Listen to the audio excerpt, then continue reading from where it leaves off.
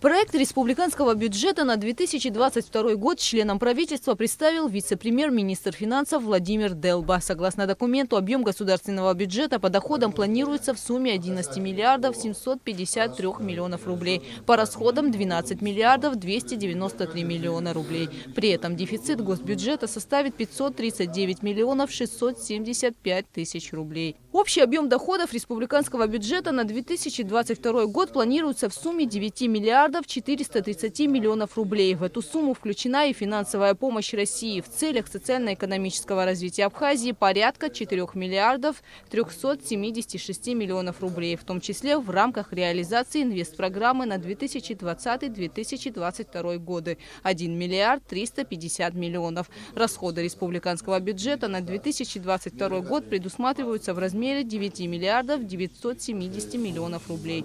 В 2022 году прогнозируется увеличение собственных доходов государственного бюджета Абхазии по отношению к 2021 году более чем на 1 миллиард 289 миллионов рублей. Это связано с увеличением поступления в бюджет налогов и неналоговых платежей и безвозмездных поступлений из России. По разделу здравоохранения на программные мероприятия предусматривается общий объем в 441 миллион рублей. Я в частности назову из них. Это 250 миллионов рублей на реализацию мер по защите населения от коронавирусной инфекции, 50 миллионов рублей на лечение граждан за пределами республики, 70 миллионов рублей на приобретение медикаментов для лечебно-профилактических учреждений нашей страны. Кроме того, в 2022 году сохраняется финансовое обеспечение реализации ведомственной целевой программы развития сельского хозяйства в объеме 100 миллионов рублей. В 2022 году сохраняется общий объем расходов на реализацию мер по ремонту, реконструкции объектов государственной собственности, которые включены в перечень объектов, подлежащих финансированию за счет средств республиканского бюджета, тоже в объеме 100 миллионов рублей.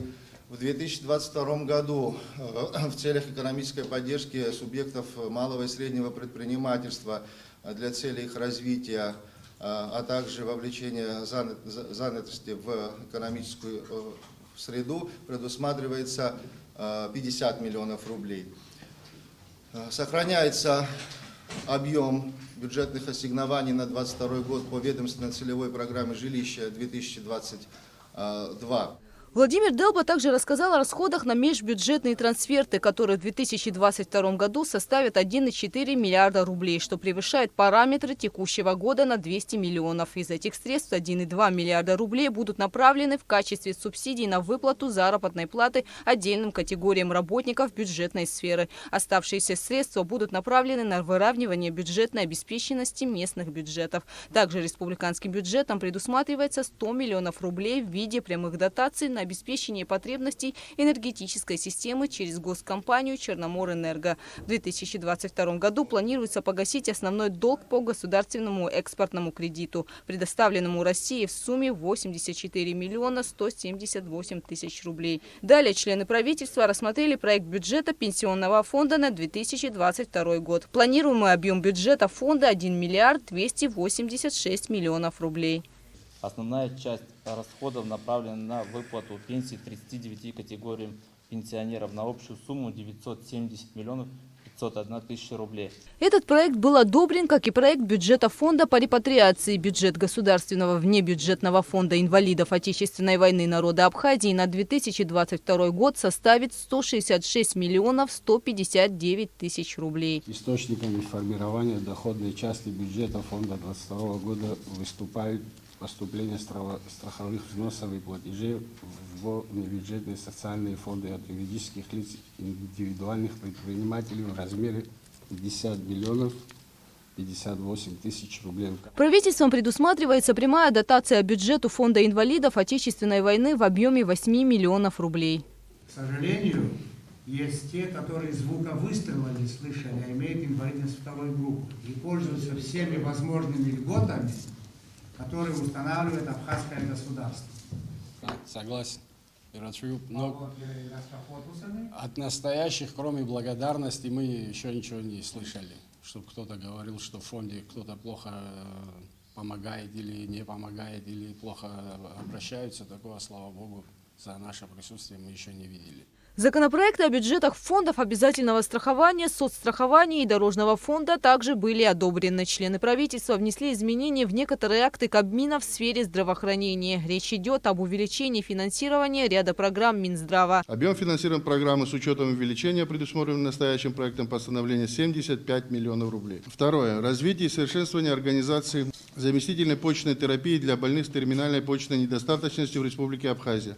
Объем финансирования программы с учетом увеличения, предусмотренного настоящим проектом постановления, 50 миллионов рублей. Централизованное приобретение лекарственных препаратов и расходных материалов для обеспечения государственных медицинских учреждений Республики Абхазия, утвержденное постановлением Кабинета министров от 3 февраля 2021 года за номером 8, объем финансирования программы с учетом увеличения, предусмотренного настоящим проектом постановления, 80 миллионов рублей.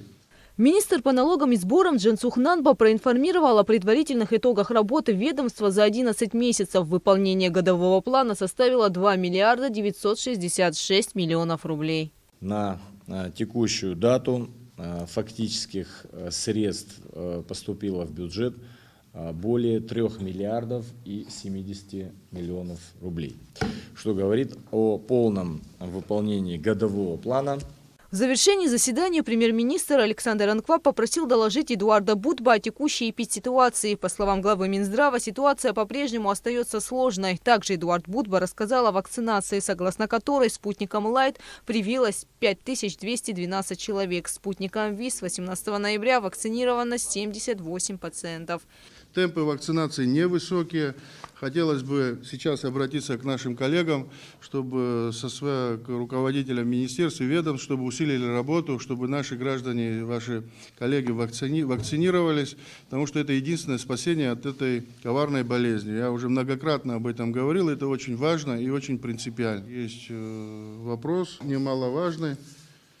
Учитывая предстоящие новогодние праздники, насколько мне известно, максимально уже забронированы места в наших ресторанах, поэтому я и с самого начала моего доклада сказал, что ситуация очень тревожная, потому что после всех этих массовых мероприятий будет вспышка заболеваний, как мы это уже проходили неоднократно. Поэтому ко всем обращаюсь, и вот в первую очередь к руководителю Александр Владимирович, к вам с помощью и поддержкой в этом формате, чтобы наши граждане максимально и коллеги не посещали массовые мероприятия, потому что все это приведет к вспышке очередной, и колоссальная нагрузка и так лежит на системе здравоохранения, а она увеличивается в несколько раз, когда поступают массово пациенты после определенных мероприятий, когда они посещают свадьбы и торжества. Действующим распоряжением президента подобного рода мероприятия запрещены. Мы это хотим в очередной раз довести до руководителей ресторанов, кафе и так далее. Запрещены. Будет дано соответствующее поручение дополнительно службе Министерства внутренних дел. Будут встречи с руководителями этих заведений, проведены соответствующие беседы и будет сказано о последствиях. Но это то, что касается запретительных мер. Министр обращается в очередной раз к нашим гражданам не делать это, не испытывать судьбу. Вот мы с министром в течение последних дней боремся в Краснодаре вместе с врачами, естественно, я говорю это образно, за жизнь девушки беременной, за жизнь и многих других. Эта работа не прекращается ни на минуту. Что еще нужно сказать и что еще нужно сделать? Вы слышите о том, какой штамм образовался новый, и никто не сказал, что он не придет сюда. Никто не сказал, что он не придет сюда. Тогда как быть? Те штаммы, которые здесь сегодня, что практика показывает? Очень агрессивный стал ковид, очень быстротечный. Что можем противопоставить? Нелюбимые нами элементы дисциплинированности. Вакцинацию нет другого, нет и не будет. Вакцину надо делать, и мы будем на этом настаивать. В данный момент в ковидных отделениях республики находится на лечении 245 пациентов. В сутки в среднем поступает от 10 до 15 человек. Гугуца Вардания, Раму Камки, Инала Гухава, Абхазское телевидение.